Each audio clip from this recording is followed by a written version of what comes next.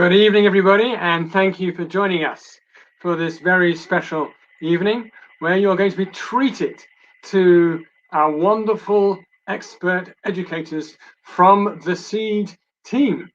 And we're going to take you through a range of different topics, all relevant to make your Seder night compelling, to make it pragmatic, to make it halachically compliant, and to make it an evening to remember. Seder night is one of those special evenings of the year where past becomes present and present becomes future. It's what transforms a house into a home, a Jewish home. A house is a place where people live, but a home is a place where people engage, they become, they understand themselves, and they develop into people that will create their own meaningful homes. Past becomes present, present becomes future at this Seder night around the table in our family home. I'm here to chair the evening and to introduce my wonderful colleagues, and it's a great privilege to work together with them. And so, without further ado, we're going to start with Rabbi Aaron Litwin and Rabbi Shia Grunfeld, our Manchester team, and they are going to share with us the goals of Seder night. Good evening, everybody out there. Good evening, Rabbi Aaron. Nice to see you.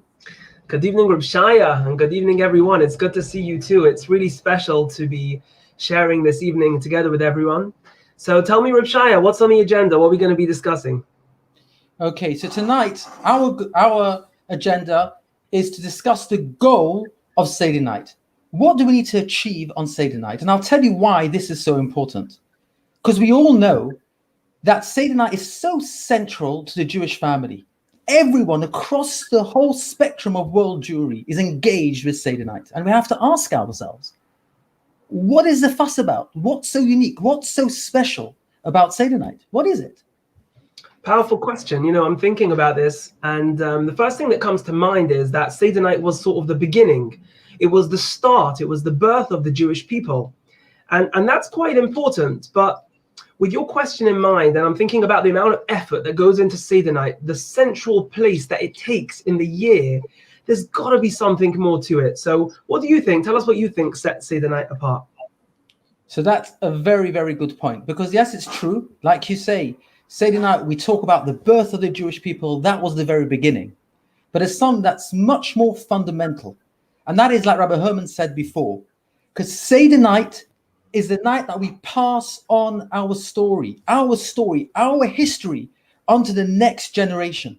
You see, since the very year that it all happened, up until today, in an unbroken chain of transmission, the Jewish family has sat down together as a unit, grandparents with grandchildren, parents with their children, and have said over this story. They've given over the richness of our heritage to the next generation on Seder night. That's unique about Seder night.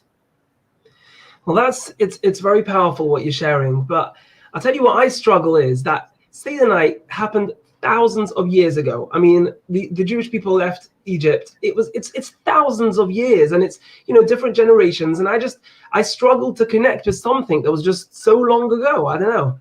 So, Rabbi Lippman, you say thousands. You say thousands and thousands of years ago. Do you by any chance know the exact amount of years ago that this happened? Okay, so Little Birdie's mentioned that this year happens to be a very special one. Apparently, this year is 3,333 years. Rabbi Litwin, I'm sorry. You've said that a little birdie, somebody told you. I mean, can we not work this out ourselves? Can we work this out ourselves, maybe? I think we're going to test your maths brain, Rabbi Litwin. Oh, no, I'm a rabbi, not a mathematician, I can tell you that. Oh, okay. A calculator? Maybe a calculator? All right, a calculator. They call them phones nowadays, but I've got it at the ready. Okay, so the year that the event took place was year 2448. Okay? Correct. And the year we're in now is? The Jewish year now? Starts with a 5. A 5, that's very helpful. Okay, the Jewish year now is 5781. Right, so 5781 was the year we find ourselves in now, minus the year the event happened, 2448. What number do we get to? 5781 minus 2448. And the answer is 3333, which is a very long time, Rabbi Grunfeld.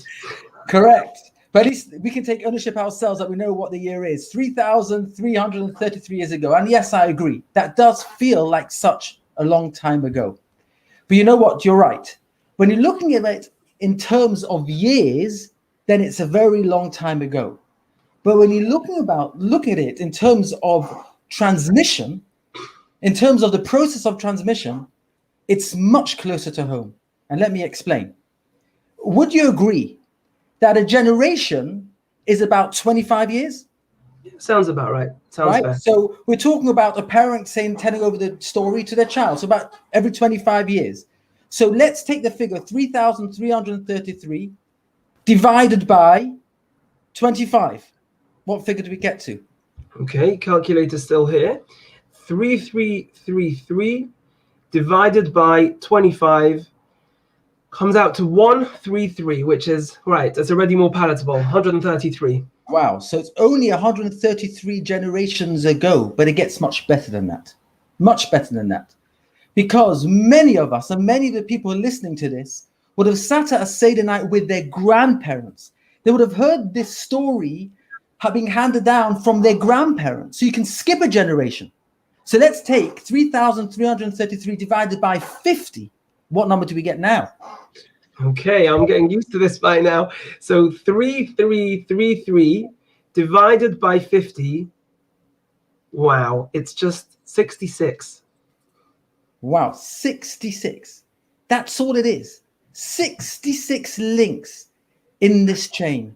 A chain that started on the year of the event, the time of the Exodus, leading up to Har Sinai, Mount Sinai, when the Jewish people had the revelation, heard Hashem speak. There's only 66 links in this chain.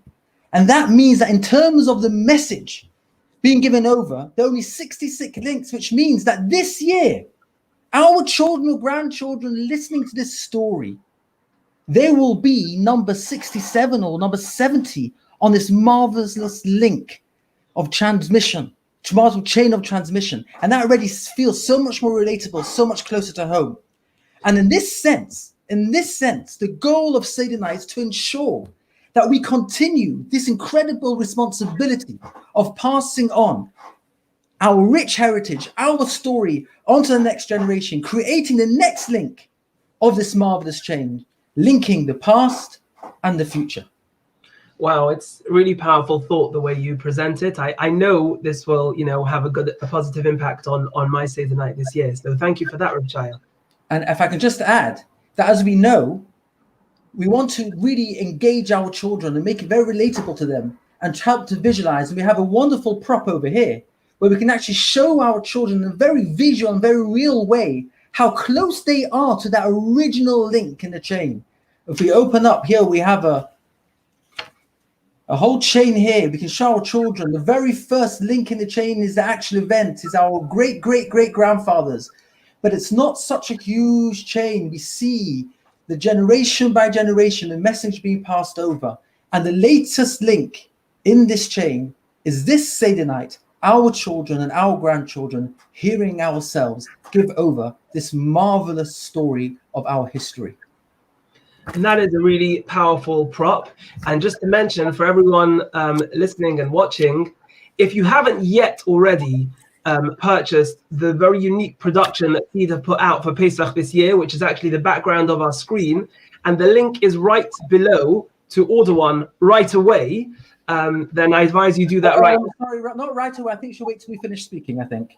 Don't at least till I'm finished speaking. But yeah, so if you haven't yet ordered the Seed Pesach in a box, it's seriously, you've got to do it. And as an added bonus, you will actually get one of those props that Reb Shaya has just shared with everyone in your box. And it's not just any box, it's a must buy. So yeah, I'm sure you've all ordered one. And if you haven't, you're going to be clicking the link when we finish shortly.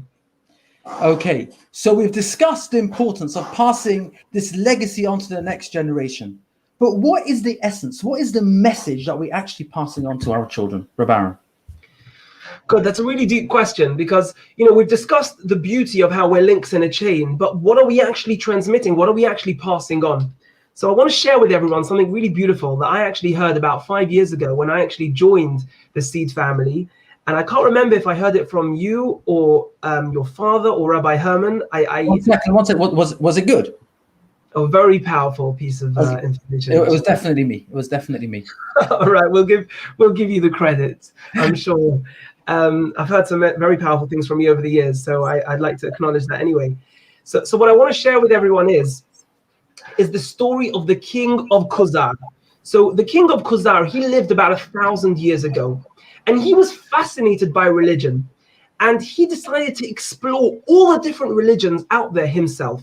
Now, being a king, he didn't have to go out there. He just demanded a representative from each religion to come before him in his palace and actually present to him their belief, their perception, their understanding of God. So obviously amongst them was a rabbi. The rabbi was Rabbi Yehuda HaChassid.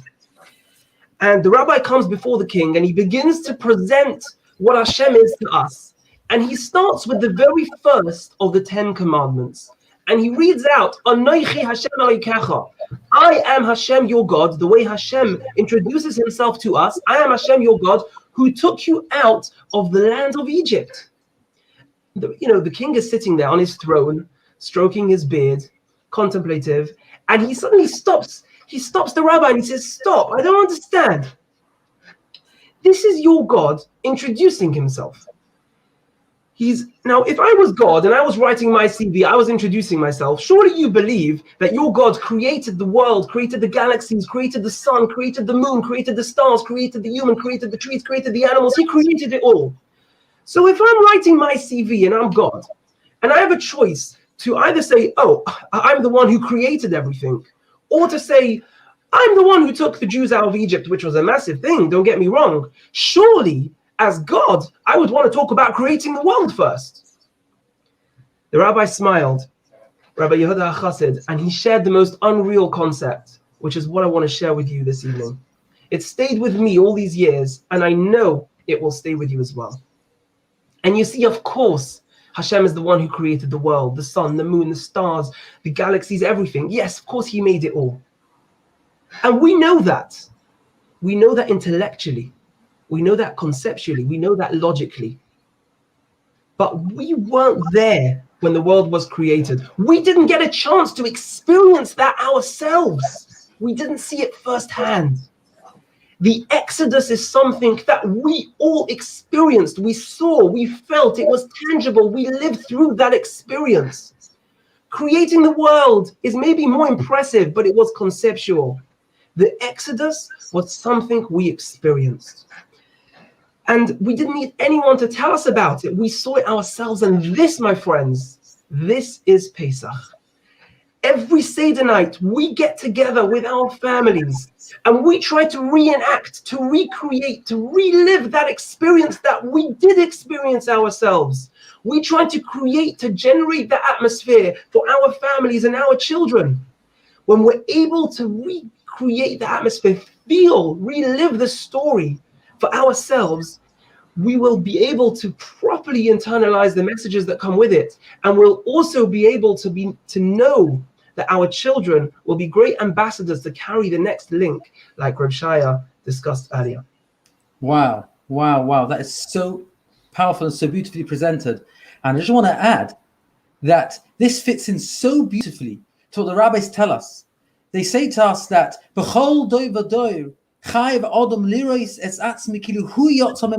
they're telling us that it's not good enough just to relate and to say over the story, but we're obligated on Seder night to literally re-experience that event, to imagine ourselves that we ourselves have gone out of Egypt. And the idea being, because we need to relive it, if we get ourselves excited, visualize what happened, discuss what's happened, and imagine ourselves haven't had the experience, then we are literally giving over that same inspiration that our fathers experienced then. Think about it, they experienced an absolute clarity of Hashem in the world and Hashem in their lives. There was no question.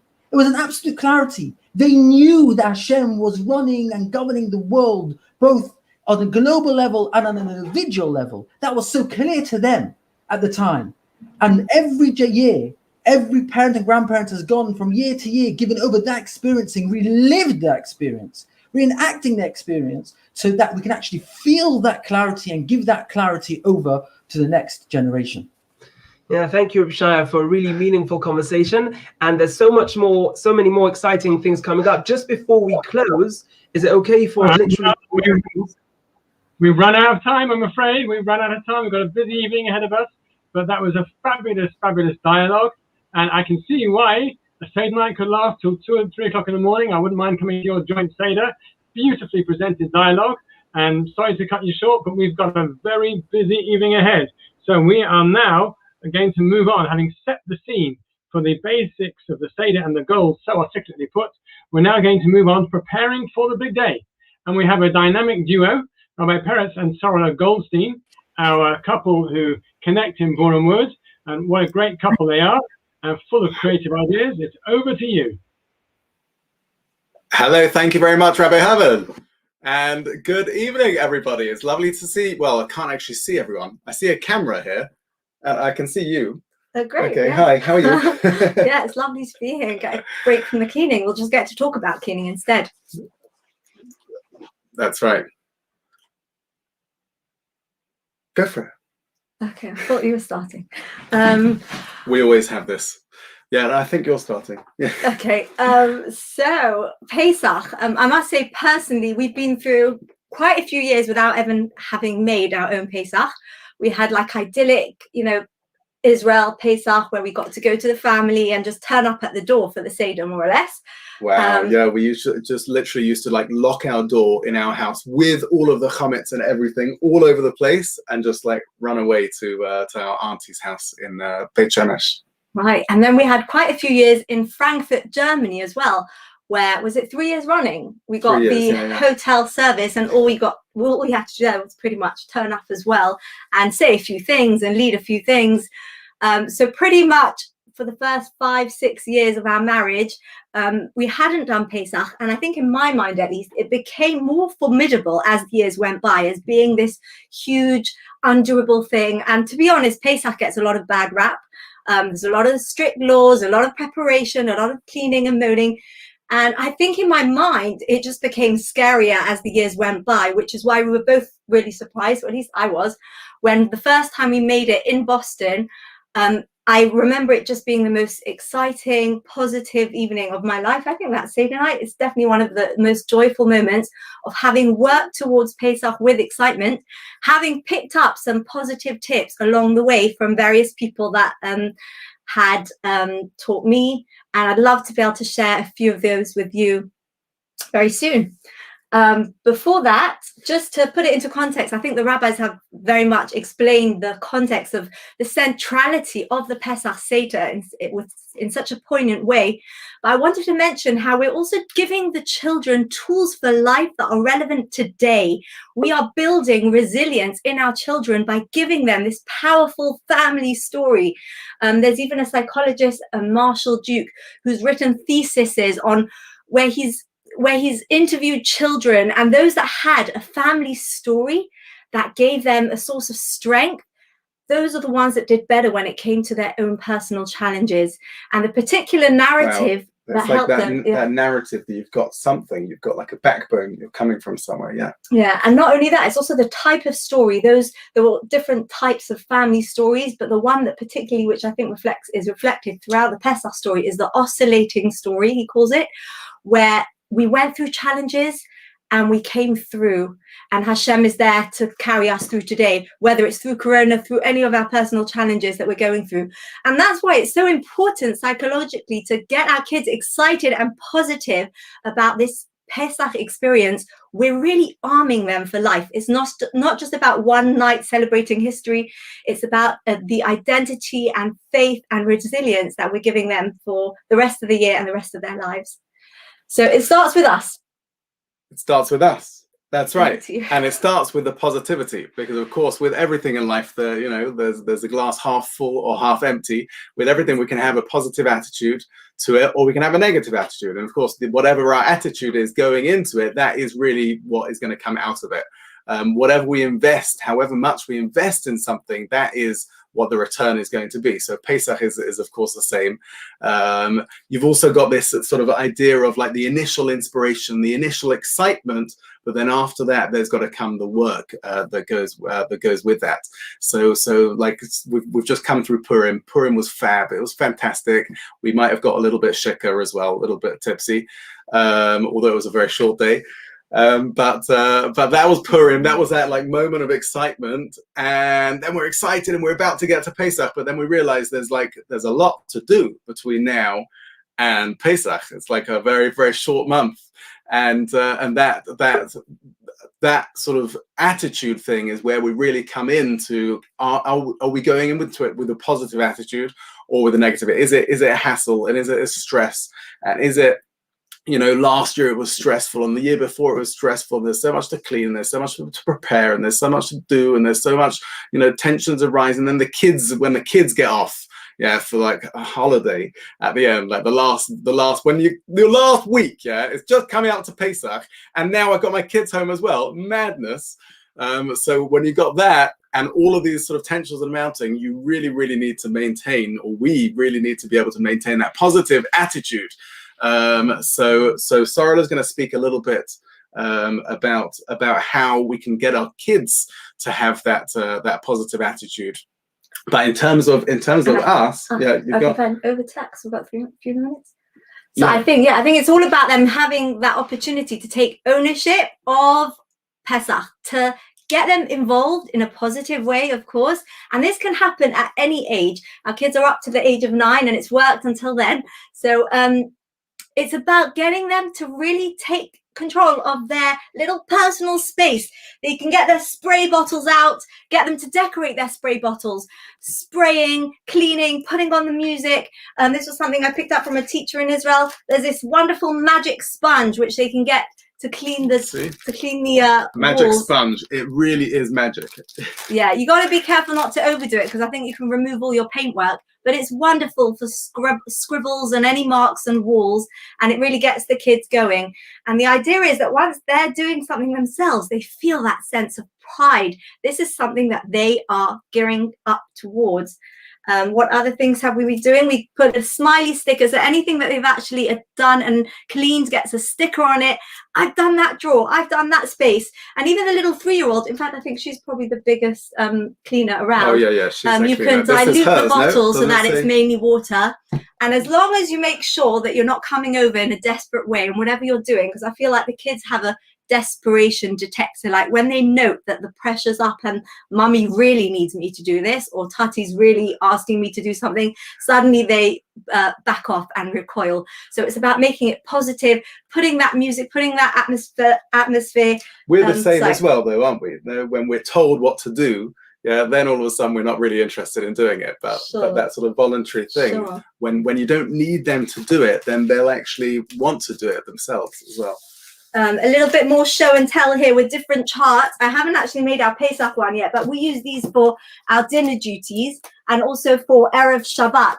And basically the idea is that they have helped to create the charts. Each kid has chosen what their task is going to be for which day, and they remind each other, oh, whose turn is it for food prep, or which part, what are you doing today? And they get to tick off or put a sticker on. For Pesach, I'd probably do one more like this, freestyle, where all the tasks can be written at the bottom, and then they get to choose which task they'd like to do.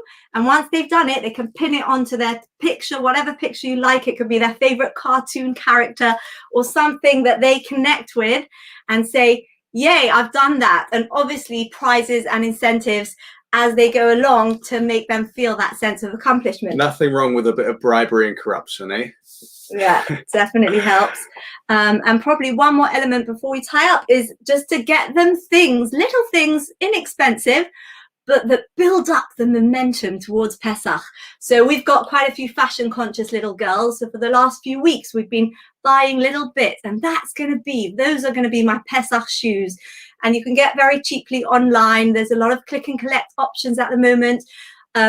They've got their own little pair of sparkly shoes, and they're waiting to wear them at the Seder night.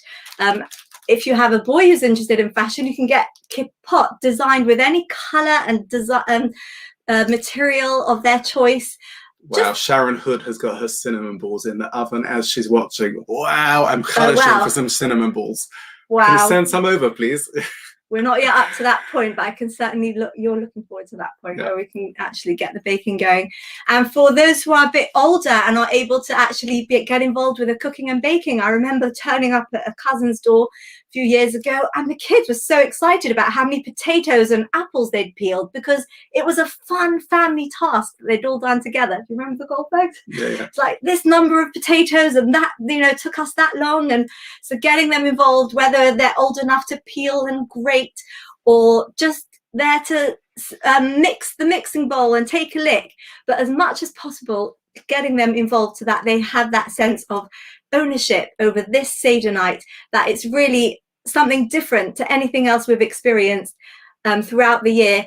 And please God, that way will be something that really makes those deep, long-lasting impressions, as Rabbi Litwin and Rabbi Grunfeld mentioned, where it's something that stays with them for life, creating those lasting memories that will carry them through. I have this amazing, incredible, rich heritage.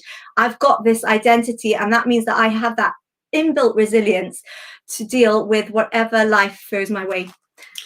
Very nice. Now, I got 2 minutes, and I just want to show, I took delivery last night of this very, very exciting. I'm sure you guys have all seen the flyers, and you've seen the videos, and you've seen things, you've seen the hype. Probably half of you have ordered them already. If you haven't, then there's still an opportunity, although time is running out because there's limited stock. But this is the Benny and Bella's Seder Adventure, Seder Companion, which we have created. We've had a bunch of teams, the education team and the design team have been working together on this. Some of the people you're hearing speaking tonight have been very involved in this. So we just took delivery. It's look, comes in this lovely Toblerone pyramid-shaped box. You open it up. There you go, with a Velcro, and we can take this out here. And inside, we've got this lovely instruction manual, which tells you exactly how to set up and what to do. Then let's put this on the side here. Okay, I'll tip out all of these. Is this your first time seeing this, by the way? Yes. Oh, you saw it before? Oh, you saw the video. Okay. I'm really, really excited about this. So we take the board out of the sheath here. Oh, and look at this. This is a board, and it's made out of like a plastic, like a white, clean plastic material that lays flat, straight down on your Seder table. So you'll have your Seder table with all your family around, and as you go through the Seder, there are steps on the board which actually show you exactly what stage you're up to in the Seder. So it starts off by pouring the first cup of wine and making Kiddush, and goes on to matzah and eating maror and afikomen, and ends up with next year in Jerusalem. And then dotted throughout the board here, there are other spaces which have education cards. So there's some like educational bits that you can have, some very powerful lessons that we can give over discussions and stories and questions to speak about. And then we've got this dice here. Yeah, you can roll the dice. It's got little icons on there, 6 different icons. And when you roll the dice, if it lands on the sweets, and everyone gets a sweet, and if it lands on some of these other icons, you actually take one of these dice cards. And there's different activities that you can do. One of them, my favorite one, is actually sing Manish Tana to the tune of Dayenu. Do you think you could I do that? I'm sure you could pull out. Manish Tana, halayla zemikal halayla. There you go. You heard it here first, folks. So that is it. And you go round the board. Oh, of course, yes. We've got these decoder glasses, but I'm not going to tell you what they're for. You'll have to find out. Quite cool as well. Yeah. Okay, but this is a guaranteed way to enhance your Seder, to make sure that your kids and the whole family are engaged in the Seder. There are still a few left, so there is a link running across the bottom. It's right here now. Can you see? It's going that way. Yeah, that's the link. Quick, before it goes. Quick. Oh, okay, fine. Another one came. We're okay. Follow the link, order yours, and they will be shipped out within the next few days, certainly before Pesach. Wishing everybody a Chag Kosher v'Sameach. You should have a beautiful and uplifted and inspired Pesach. Thank you very much, everyone, for listening to us droning on. Back to you, Rabbi Herman. Well, that was an absolutely wonderful presentation. Got to say, I'm almost tempted to come and volunteer and clean in your house. This sounds so much fun. Rabbi, don't worry. I didn't mean that seriously. No, I didn't mean it seriously. And parents very modestly talked about the team. There has been a team in creating the Pesach in a box and the Seder adventure, but parents has been the driving force. Just want to throw in for our family over the years, sometimes we made placemats. And we downloaded pictures from the internet of Seder night scenes, and they coloured in placemats, which were laminated. We made pictures for the windows as well, 2 other ways of creating the hype and the excitement to get you ready for Seder night. So that was a wonderful presentation from our dynamic duo there. And now we have Bring It Alive for the Children. We have Mrs. Sarah Silkin and Debbie Rosenberg, who run our early years department. You'll all know them if you've been Babies and Bagels or Party Time Shabbat aficionados. And I'm very proud of our team.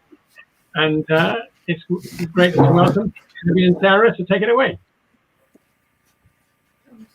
Okay. Hi, good evening, everyone. Hello. Hi, Sarah. Hi, you there? Oh, perfect. Excellent. Okay, so we're here today to share some of our lovely ideas from our Seder with you. So Debbie and I had fun thinking up all our different fun ideas, which are our top 4 or 5 that we can share with you today. So we're going to get on with it. We're going to start with the first one. Okay.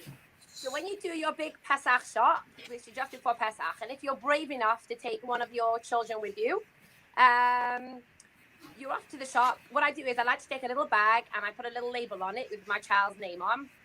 And at the shop, we can choose our own little nosh. It could be the crisps, not that we have much choice, the crisps, the sweets, the chocolate, and they put it in their little bag. And you can say to them, this is your Seder bag. This is for you to save until Seder night tonight. And usually when we get to like the cash till area, there's like these Pesach props. So we get to choose a few Pesach new ones each year. And we also put that in our bag. And it's just adorable because when we come home from shopping, the only thing they want to take out of the car is their stuff. And they'll go in their little corner, they'll take each thing out, put it back in. The chocolate melts along the way. But this... Sarah, how do you... Yes. How do you stop them from eating it right then? Not allowed to eat it. You got to save it. And excitement mounts as Seder comes, and that's definitely the first thing they bring on Seder night. So that's tonight. Debbie and I will just share with you some ideas for little kids and some ideas for older kids, depending on the dynamics of your family. Okay, that's tip number 1. Debbie, okay. Right. So tip number 2. So we spend a lot of time trying to get the actual room, the dining room, really looking the part. And I find that, again, as Sarah just said, you can find ways to do it that's suitable for the little kids and also for big kids. So some of the things we do is we actually print off pictures of Egypt, pyramids, desert scenes, camels, and we really plaster them all around the walls. I don't normally like sticking things up all around my best dining room. Oh, sure. But for Seder night, it's a different story. And we want the room to look different. We want to give over the message to our kids that this night is different from the rest of the year. So we spend a lot of time doing that. We also print off photos from either throughout the year, but also going back from when they were younger. So pictures from bar mitzvahs, pictures of family, pictures of grandparents, especially at the moment, obviously last year and now again this year. The fact we can't be with our grandparents, having their photos up around the room really makes us feel like they're here with us. And again, Seder night is so much about family and so much about the past generations and where we've come from. We often put up pictures even of great grandparents that my kids didn't even know, some of them, but we want to feel like they're with us at the Seder, and it just helps to give over that message to our children. We also spend time making the table look really, really special. So I have lots of special things I only bring out, I keep them for Pesach. Things like special napkin holders, placemats. I try and stick to a really nice color scheme. We spend a lot of time getting lovely flowers and making the table feel really, really beautiful and really special. If you're really creative, you can do things like creating like the splitting of the sea down the middle of the table with things like blue tablecloths for the sea or blue crepe paper and little Playmobil men, maybe, or Lego men running down the middle. That's always really nice for little kids. But again, it's all about making the room look different and special and getting them involved in doing that. So that's tip number 2. Great, Sarah. lovely. I've learned some new things as well, Debbie. Thank you. Okay, so the next point is you come to Seder night. You're probably feeling a little smashed, rush as you get to the finishing line, and you're sitting at your lovely table, all laid beautifully, like Debbie said. You do the first one, Kaddish, then Orchatz, Karpas, Yachatz. We have a lovely tradition when it comes to Yachatz. So Yachatz is all about breaking the middle matzah, and we take the larger half and we put it away for the afikomen. So I have a lovely afikomen bag. Here's my bag. If you can see it, here's my afikomen bag. So I'm taking the matzah in our house and we put it in the afikomen bag and we zip it up. And then we have a tradition. We get everybody up. We tuck the chairs under the table, and we're on a little dance. We're on a little walk. Just before Seder night, I tell my children, tonight we're going on a journey. Tonight we're leaving Egypt. So when you go on a travel, like when I do a travel, my kids like taking their favorite blankie, their teddy bear. So they've got their blankie, they've got their teddy bear. And I say, okay, we're on our travels. They take their blankie, they take the teddy bear, and we take our afikomen bag. And we sling it over our shoulder. We get everybody up. No one's allowed to get out of it. Adults and children. And I have my Gilla right here. Gilla, say hello. Hello. And when she's going to sing you the song, Debbie, there you go. And Gilla's going to sing you the song that we sing at our Seder. And it's a tradition because my in-laws sang it and their grandparents sang it. And this is how it goes. So let's pretend we're at Seder table. Everybody's up on their feet. And everyone's going to walk around the table. And we're pretending we're going out of Egypt. Let's go. We're going out of Egypt with our matzahs on our back. We're going out of Egypt with our matzahs on our back. We're going out of Egypt with our matzahs on our back. With our matzahs on our back. Great, good girl. And at this point, my husband says, Brilliant. Look up. Thanks, Debbie. Look up. Look at the sky. The sun is shining. It's baking our dough. It's making it into matzahs. Oh, quick. And then we sing it one more time until everyone sits down. And that just creates a real happy energy in the room. So there you go. Thank you, Gella. You did a good job. And there's our lovely afikomen bag. So after you've had your little dance, I'll pass you on to Debbie, who's going to share with you her next tip.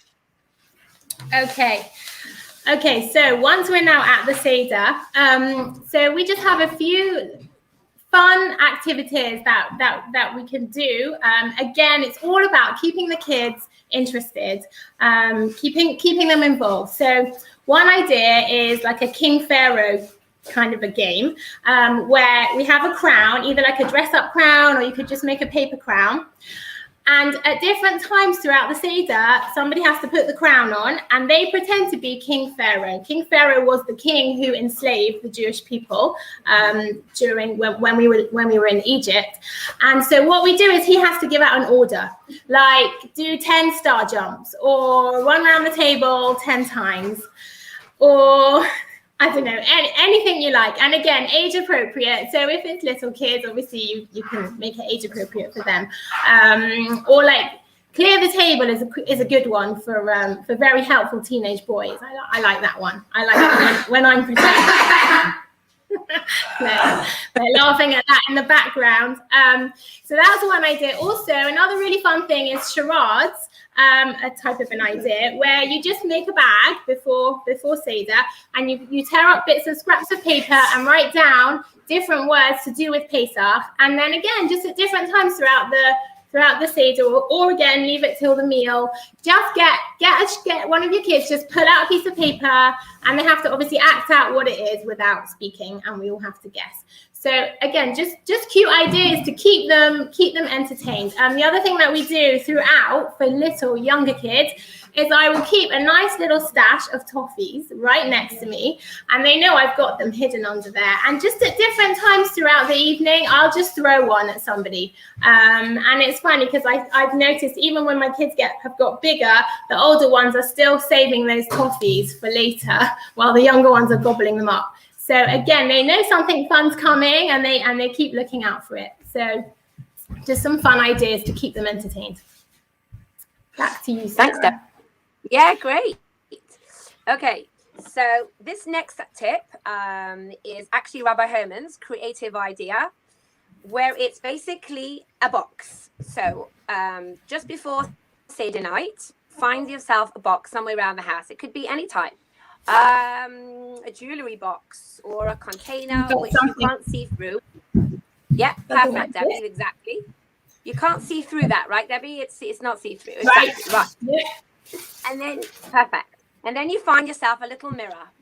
That might be a bit more tricky. So you've got a bit of time to go on Amazon, which is the favorite place in my house, and get yourself a little mirror. Take the little mirror, put it inside the box. Take the box and put it on your Seder table. So when the children come to the Seder table, thank you, Debbie, perfect. They're going to see all the normal things. They're going to see the cups of wine and the plate and the matzahs, and then they'll see this box sitting in the middle of the table. And they're going to ask you the obvious question, Ma, like, what's the box for? Why is the box on the table? So you're going to say, this is what you're going to answer. Excuse me. You're going to say, inside this box is the secret of the future of our family. And they're going to look at you like, Ma, seriously, what's inside the box? And you'll repeat the same thing again. You'll say, in this box lies the secret of the future of our family. So it sits on the table, and every so often they're going to give it a knock.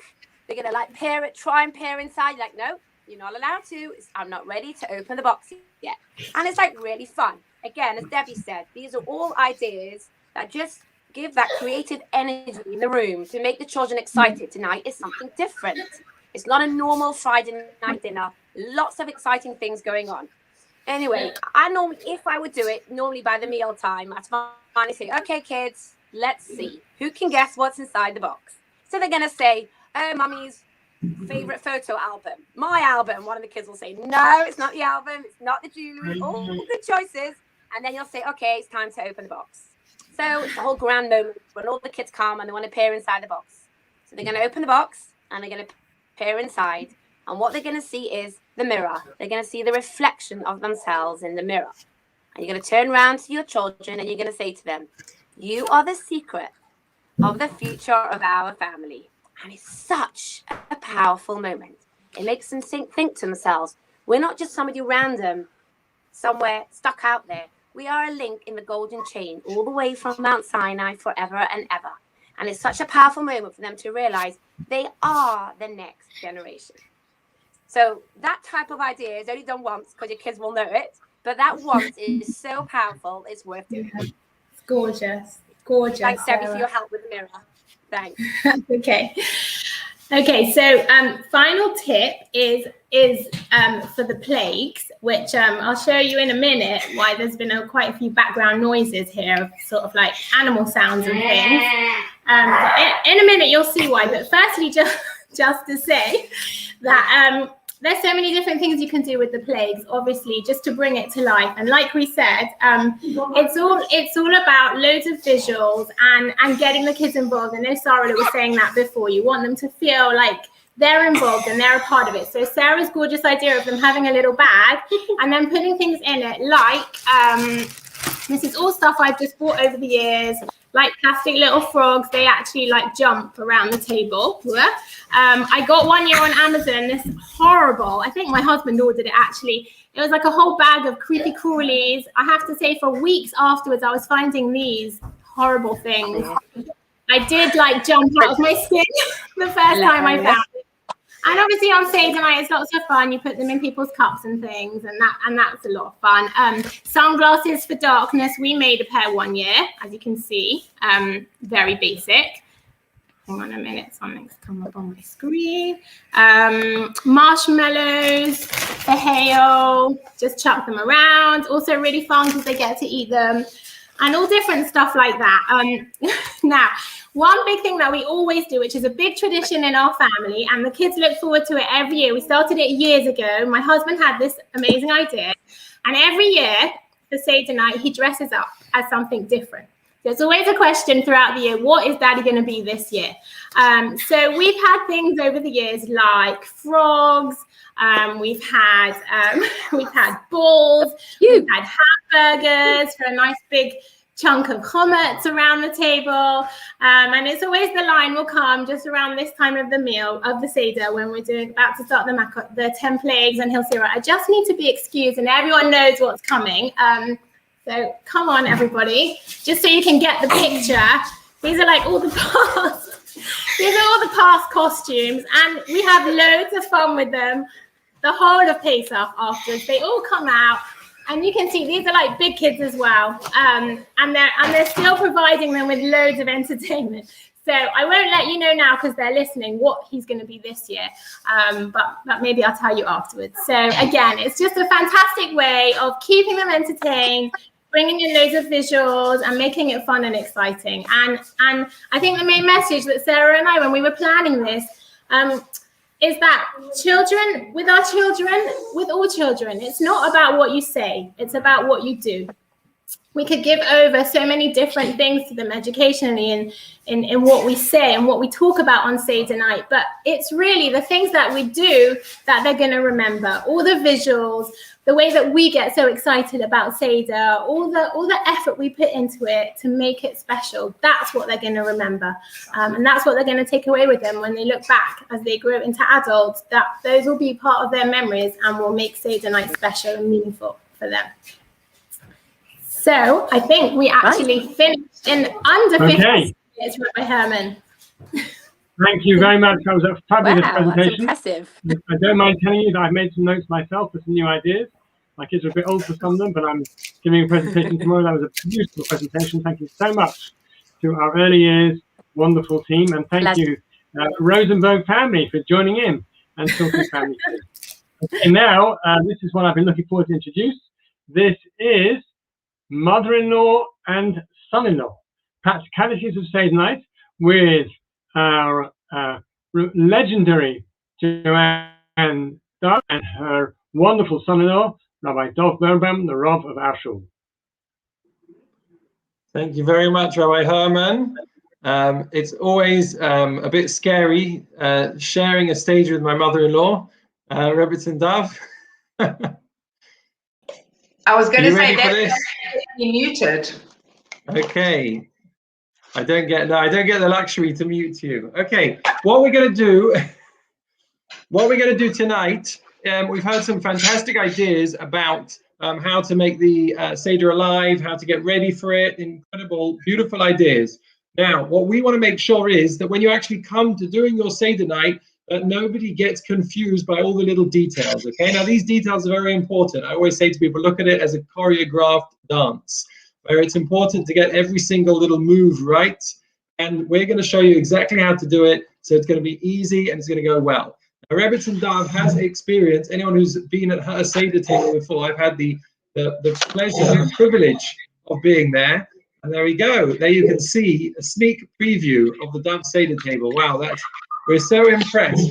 Rebbetzin Dov is so organized that she has laid her Seder table 10 days before Pesach. Especially for this evening. So thank you very much for doing that. Unfortunately, my screen on the phone, which I had my tripod set up, is not connecting and it's making too much noise. So we'll just have to show you everything as it goes. Okay, perfect. So what we're going to do is I'm going to give you some of the details of how to get the 3 parts of the Seder right. We're going to give you 3 parts of the Seder where it's easy to get confused. Those are the first one, which is Kadesh, making Kiddush at the beginning. Then there's going to be the Karpas, the very first dipping of the vegetable that we do. And after that, the Matzah and the Maror. And Rebbetzin Dov, I think you're going to give us some tips. Is that right? Based on, I don't know how many years of Seder night. Well, actually, it's even more years than we have been actually married. But I think my first Seder night I actually made was 40 years ago with some friends as well. We had to make second Seder night. So it's 40 years this year. You know what would be amazing? To add up the number of people that have sat at your Seder table over those 40 years. I think not only the number, but the different countries.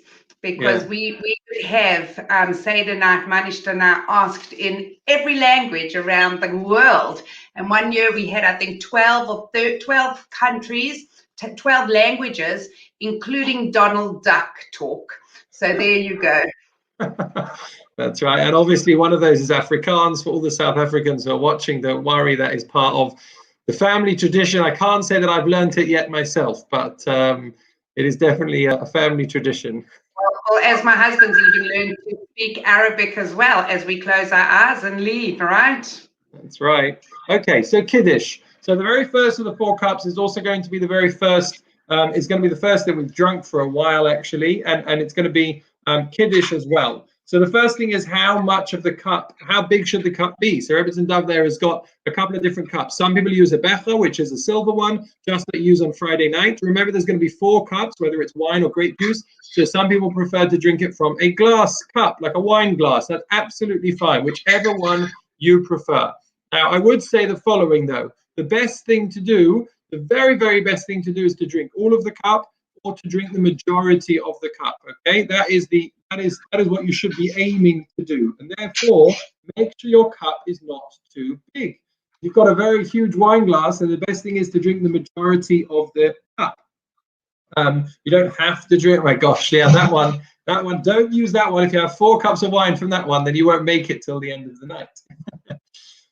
So the first tip is to make sure your cup is not too big.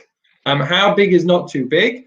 Some people do 150 milliliters. And when saying that falls on Shabbat, then definitely that's the best thing to do. And others say 86 mil. So depending on how much you like your wine or your grape juice, but that should be 150 mil is not that big. So a paper cup, if you can picture an ordinary paper cup, that holds 200 mil. So we're looking at about the size of 3/4 of that. I'm going to add in as well, it does not have to be all the wine. You could also choose your grape juice option, half and half. And there also is a very good wine called Yayin Kal, light wine, which has a light alcohol content. So it's definitely worthwhile to pace yourself, and especially for the first one. Yeah, that's right. And one other thing as well to keep in mind is that when we talk about there's a difference between drinking and sipping. So make sure you actually drink at least the sort of majority, which would be about the minimum size, about 45 mil. You should drink that, in a couple of swallows, or at the very least, give it 2-3 minutes, that type of thing, 2 to 4 minutes, rather than just sort of sip it very, very slowly. We want drinking rather than sipping. Now, there's a nice custom that we act like kings. Rebbetzin Dove? Well, I've got to sit up and down, so I'm going to pretend that I'm going to be the queen. But I have to tell you something, Rabbi Birnbaum. I just won a prize of my own personalized cushion cover for Seder night. So it's going to have to be Bubby's Pesach Seder cover. This is my husband's. We do have, and all of us actually have a pillow and put pillows for everybody at the table. And then we have that ability to be leaning comfortably, because in our house, the women lean as well. That's right. So you want to take a pillow beforehand. It's always fun getting them ready, decorating the pillowcases. And then everyone has a pillow, and therefore when you lean, you're going to be leaning to your left-hand side, and you do it in a way that it is comfortable as well. You've got a little pillow there to lean on. Another nice custom people have is to pour someone else's cup. So that nobody's pouring their own cup, someone else is pouring, again, acting like royalty. And in our family, every year someone's got to spill. Do you do that as well in your family? Someone's got to spill the drink. The only question is who will win? Who will be the first? Okay. So when that first person spills their cup, then give them a cheer. It's Seder night and you're going to enjoy it. Okay, I think that's done. We're done with the Kiddush and Kaddish. We're on to the next, which is the Karpas. Okay. Now, the Karpas is dipping a vegetable. So all of those people who are going to be eating should wash their hands first in the same way that you would normally wash your hands for al natilat yadayim before eating bread, but you do not make a bracha. What have you got there, Rebbetzin Dove? I actually boil my potatoes. And we obviously are not going to be able to eat enough, which is probably the most difficult time at the Seder, because everybody is a little bit hungry, especially because it's going to be after Shabbos without challah. So we're all going to be eating whatever we're going to be eating all day. I will be sending out some tips of what you can be serving all day on Shabbos. But I prepare the potatoes to a size that would not require an after blessing. And I will also always recommend have it ready, whatever you can have ready. And I have a plastic container with my salt water for dipping, which is covered. Okay, so it goes in the fridge, and then I'll take it out and we will pass around the plate, and everybody we open up obviously the tub, and then they can dip it into the water. And obviously you're going to tell them about the washing, but we use potato. And my husband has a beautiful idea, which he talks about the potato and the dirty potato that we elevate and bring to our Pesach table. Lovely. I feel like I'm back at your Seder table already, just hearing. Together. This is the most difficult thing with Seder, not all being able to be together for our Exactly. So like Rebbetzin Dove said, the key here is not to eat too much. You may be hungry, but you should have actually less than a kazayas, which is less than the size of a small matchbox. Then it prevents any issue of saying an after bracha on it. So you really want just to have a little bit of this part. Don't worry, there'll be plenty to eat later on. And that's what you want to do with the karpas. Make sure that you dip it. You should use your hands when you hold it. So don't be nervous. Use your hands. Dip it into that salt water. If you've got your own individual one, then that's lovely and pre-prepared. Some people do lean. Other people do not lean. There are different customs for this. And the idea of the karpas really is for people to ask questions. So whether it's the children or it's the adults, the whole idea is to arouse people's curiosity, which is going to be key to everything in Seder night, really. The number of the questions that you can ask is key. It's a beautiful custom that you have with the questions, isn't there? I was actually going to say about the smart strategies, because they have parrot, obviously. But we give everybody a little extra plastic dish cup, and as everybody asks questions, children or adults, they get a little treat that goes into their cup. Most of them can't really manage to hold back and wait, but we try and encourage them to keep it for later. That's right. So you get rewarded for asking questions on Seder night. Okay, now we're going to go on to the matzah and the maror. Okay, so now this is the part where everything sort of becomes quite messy, because you've got two very special mitzvahs to do. That's underneath there are the matzahs, I believe. Yes, I'm not allowed to bring the other matzahs down. They are right up there in the black bin bag, and they're waiting for Seder. That I'm not allowed to touch. That's my husband's domain. So I'm allowed to. But one of the things I need to remind everybody is to make sure that your matzah boxes that you'll need are actually opened before Yom Tov. And a second thing which I have, which is amazing, is your little board, which we'll talk about now when it comes to sizes.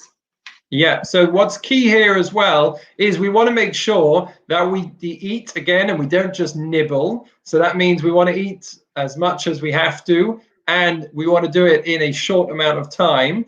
And we don't want to eat too much as well. So how much does a person need to eat? How much of the matzah, how much of the maror? So for the average sort of thickness of matzah, it depends if you're using the machine ones or the hand ones. The machine ones being the square ones, and then the hand ones being the very big round ones. So those ones are obviously a lot bigger. So for your first time that you eat the matzah, which is just after making hamotzi, it's approximately 2/3 of the machine matzah and about a half of a hand-baked matzah. Please be aware that Rekuzen's matzah sizes are smaller than other brands of matzah. So if it's a Rekuzen's matzah, then it's probably of the whole matzah. There has a chart which actually sort of shows it very, very nicely. You can actually take a look briefly, and you can see that gives you an idea. So that's for your matzah, and the time that you should be eating your matzah in is ideally 2 to 4 minutes, or anything up to 9 minutes is also acceptable. But again, it's eating rather than nibbling. And leaning. And remember to lean. Thank you. While you're eating the matzah, remember to lean. Now, the next mitzvah which we're going to fulfill after eating the matzah is maror. And here, Rebbetzin Dove has a good tip to speed this process up. So one of the things that people don't really love in our household, or I'm sure last year and this year, it was very easy, because washing, checking, drying and then wrapping your maror in the sizes which had been measured out on your board. Okay, and sorry, it's backwards, on your stalks, and measured, and then they are put into the fridge in a bowl or a plastic or a bag, a Ziploc, and they stay fresh for you for both Sedorim. But the most important thing is wash and dry and pat dry with a paper towel, making sure, because otherwise they're going to get soggy. But it is fantastic. Nobody has to worry about too much, too little. Pass the bowl around the table. But can you imagine when you were doing 40 for each night? That's 2 per people. That wasn't such a fun job to do. It took a good few hours. Very good. And another good tip as well is make sure you get that lettuce which has been pre-checked as well. You can check it yourself, but it does take time to do that. One thing I would add as well is make sure not to lean for the maror, and then following that, remember that you've also got the sandwich to eat as well, which is the sandwich which has the matzah and the maror. Now, what's important about the maror as well, yeah, we're going to get to this, the world famous Rebbetzin Dav's charoses. Have you made it already? No, I'm cheating. These are the containers, but I put walnuts in so that I wasn't cheating completely. But the mayonnaise and the haraises are first things to be made on any agenda. And we have some travel boxes also going somewhere. But you can make a few containers so that they're around the table, so not everybody going to make sure that they all get their haraises. And then the grain, which is the little bits of actual maror that we cut actually up, we can add as well, not just the lettuce. Some people like to have the actual grain either grated or cut up and added, and I prepare that also before. Just one thing I would add about the charoses, although it may be delicious, remember that the main mitzvah is eating the maror. I've seen people take their charoses and sort of spread it, you know, over the maror like a sandwich. It's not meant to be a sandwich, a maror and charoses. You dip it in the charoses and then sort of shake it off. You can see my halacha hotline number. I'm the director of that halacha hotline. Those questions will come to me. So please do use that for any questions, both before Pesach, in the run-up, whether it's about cleaning, whether it's about you know, anything that we've spoken about tonight, this evening. Rebbetzin, you wanted to show us the Seder plate briefly? Well, I just wanted to show you as well an easy way to have your Seder plate if you're not ordering it through Seed or any of us, is to make sure that if you want to keep it nice and fresh and not on the plate, put whatever you need into a container. Obviously, your egg, which I haven't burned yet, but that, and also your zroa, your bone, either your wing or your neck, which you will burn on the gas. Okay, that should also be wrapped and put away in the fridge so it stays fresh for both nights. And we'll say l'chaim, because this is the kos shel Eliyahu that we use the next day for our kiddush. And this is the one that we're all going to be drinking from when we greet Mashiach, and we're going to be dancing in the streets of Yerushalayim and having our Seder in front of the Kaisel. So we're all looking forward to that. And recipes can also be asked for. We'll be happy to send them out. Lovely. Thank you. Thank you so much. Thank you so much, the two of you, for incredible condensed clarity. I just want to clarify one thing. You mentioned checking lettuce. And what are we checking for? We're checking for potential bugs in the lettuce, tiny little insects, which is a prohibition in the Torah to eat insects, very serious prohibition indeed. That's what we're checking for. So thank you for that condensed clarity. And we are running to time, and we're going to our finale with another Seed dynamic duo, Rabbi and Mrs. Ross from Manchester, who do incredible work there and really set schools alight with their inspiration and energetic style. Over to you, Rabbi Mrs. Ross. Thank you so much, Rabbi Herman, for that great introduction. Thank you so much for inviting us to do the finale. So one of the other great organizers of this event, Rabbi Gary Bazak, always taught me so importantly that you have to have that l'chaim there. And I'm thinking Rebbetzin Dav is finishing with a l'chaim. And I was thinking, how is my l'chaim appropriate for what we're about to discuss? Mrs. Ross, what would you say to that? So Rabbi Ross and myself both have different reasons why we love Pesach. he loves it because he gets to finish off the whiskey before Pesach. And one of the reasons why I love it, Rabbi Ross is not so fond of, right? Because I love the opportunity to blitz my house, which I know is not Pesach cleaning, but it's spring cleaning. And I feel like it helps. It's like the pre-step to Pesach cleaning. And L'chaim to that. L'chaim. And l'chaim to all of you watching. Okay, so we're really honored to be doing the finale over here. You've had some really fantastic presentations beforehand. So we're going to try and give you a short idea that you could perhaps take away for your Seder and maybe even share with those who are with you at the Seder itself. But before we start, I just wanted to thank the organizers of tonight's event, because I feel like sometimes, we get so busy prepping for Pesach, right? We've got to get the house ready, we've got to get the meal ready, we've got to get all the different things together, that sometimes it's so easy to forget to actually take the time to sit down and make it engaging for our kids and inspire ourselves and our families through it. So I want to thank them for giving me the opportunity to spend some time to find some inspiring ideas to share with our family, and hopefully these ideas will be interesting for you as well. Okay, a couple of very short ideas for you. Number one, the author of the Kitzur Shulchan Aruch points out something very interesting, which is, if you look at the way that the Torah phrases the giving over the Seder, the story of the Seder to our children, it says you give it over to your children and to your grandchildren. Now, the reality is, if we give it over to our children, he asks, don't you automatically, you can give it over to your grandchildren as well at the same time? But he says something very interesting.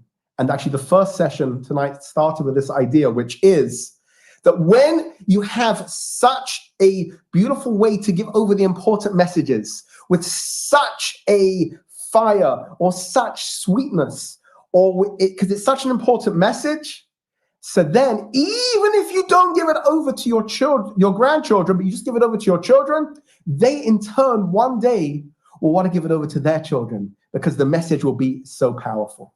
So such a beautiful thought.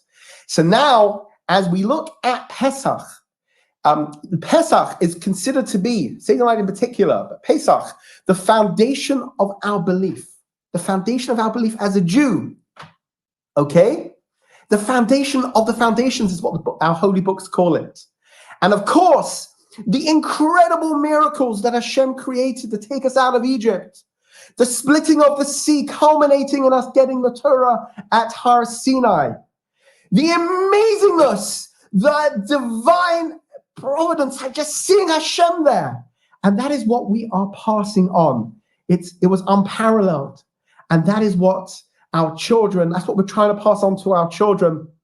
And one day, please God, they're going to pass on. But the question is, again, this, as you heard right at the beginning, you've had all of these different generations all the way down. Why didn't it get distorted? Chinese whispers, at some point, it's going to get messed up. The transmission, the tradition is going to stop. It's going to get manipulated, and it's not going to be exact. And yet we know it's the exact same transmission that we have today. How can it be Chinese whispers? You pass it on, the messages go around, and it gets messed up. So let me explain. I heard this from Reb Zev Leff in person many years ago. I said, you're looking at the wrong story. It's not the story of Chinese whispers. This is the story. And feel free to have this in your head to pass on to your children if you wish. You got to picture the following. You have someone, you have to picture, he's fallen into a pit. And there he is. He's in agony. He's in medical emergency. His life depends on knowing what to do. The only thing is, the only doctor who knows how to save him is 100 people away. So what does he do? He calls out of the dark to person number one, explaining the situation and asking the doctor who's at the end of the line what to do. He calls it out to person number two, to person number three, to person number 100 who's the doctor. And then the doctor has to scream back all the way along the line, all the way, person number one to number two, all the way back into the mud where the 100th person is, who is the patient themselves. You can bet that then the message will be exact, because then the person's life depends on it. That's how it is. That's how important our tradition, the Torah, is. When Moshe got the Torah at Har Sinai, at Mount Sinai, it was so important to him. He knew that his responsibility was to pass on the line to all of the Jewish people forever. He could not afford, God forbid, to get it wrong, because it's what we consider a matter of life and death. To understand what the Torah is and what the values are and what we're passing on. And it's the same with us. When we come to Seder night, we're a part of that line, a part of that tradition, a part of the transmission. And it should be so beloved to us, and we should have different ways to give it over. But understand, we're giving over the foundation of belief in our religion, the stories that happened, that there is a Hashem who took us out and everything else. And it's so important. And this is what we're passing on to our children. So it's not the Chinese whispers. It's the case where our life depends on something, which is the passing on of the line. It's that important. It's everything that we breathe and live and are passionate about. So that is story number one. Mrs. Ross. Wow, that was really amazing. I love the idea that you have to, like, it's not just a story, but it's our lifeline. Amazing. Can't wait to hear you say it again at the Seder night. Okay. That'll be without this thing, eh? That is without that. And I'm sure it'll be just as good. So now that Rabbi Ross has given such a powerful introduction that we're not just telling a story, but we're telling the story, so to speak. How do we take that and really bring it alive to our children? So of course there are many ideas. I wanted to share with you just a short idea, which will hopefully get your kids thinking, get them engaged, and get a conversation going at your table. So as we heard from some of the previous presenters, the 10 plagues, it's such an opportunity for it to be a dramatic moment for our children. But how about this? How about asking our kids, why did God have to do 10 plagues? God could have done anything. He could have taken us out of Egypt just like that. Why 10 plagues? I'm almost sure none of your kids will have thought of that question before.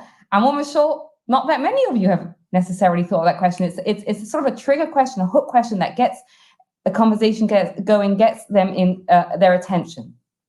So one of the reasons that's given is that God created the world with 10 statements, and the 10 plagues parallel those 10 statements, right? Each one is corresponding to one of the others, which we don't have time to go into right now.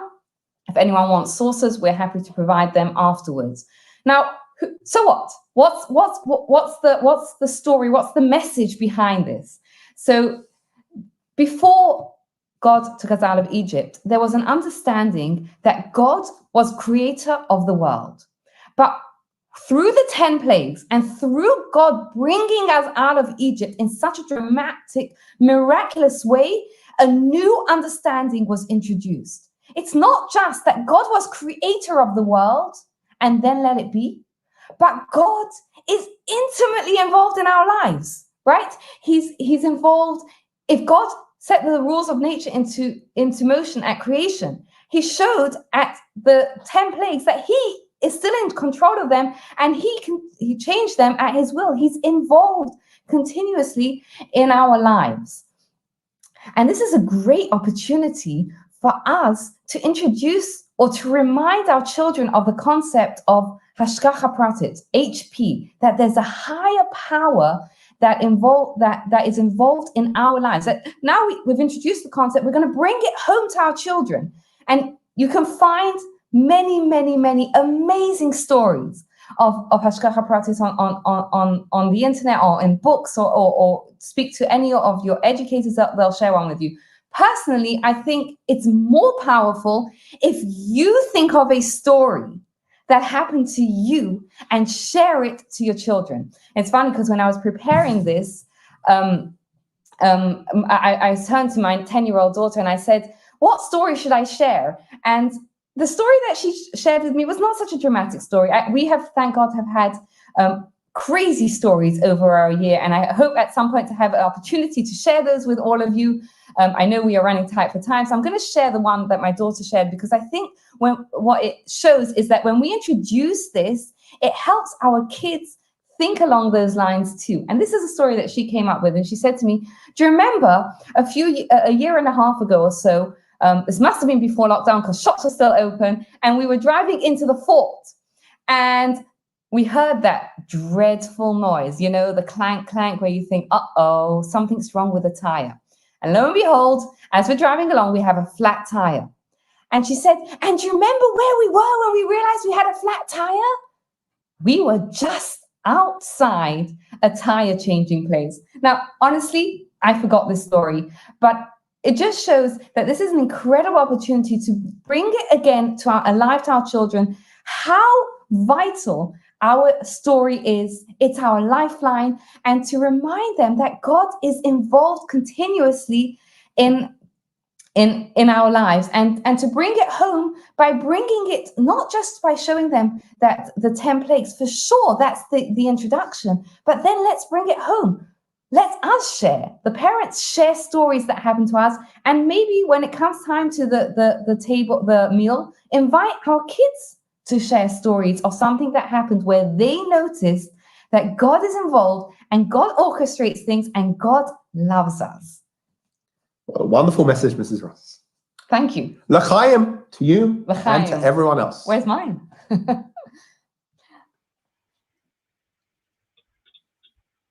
I'm very impressed, Rabbi Samuel, you call your wife Mrs. Ross. That's very formal. Thank you, Samuel and Gina. Showing your energy. That's what it does to you. Showing your energy and your dynamism. What a wonderful way to finish this evening. I want to thank our whole team. I'm going to say I'm always very proud of our team, and the way that you've all created such wonderful energy and sensible ideas that we can all take something from this evening to transform our own Seder night, so that past becomes present and present becomes future. So I remind you again to order the Pesach in a box. That it is actually a limited edition, and so the opportunities are genuinely limited. It's been wonderfully subsidized by various sponsors, so it's an absolute bargain. I want to wish you all a tremendous and meaningful Pesach. Thank you for joining us.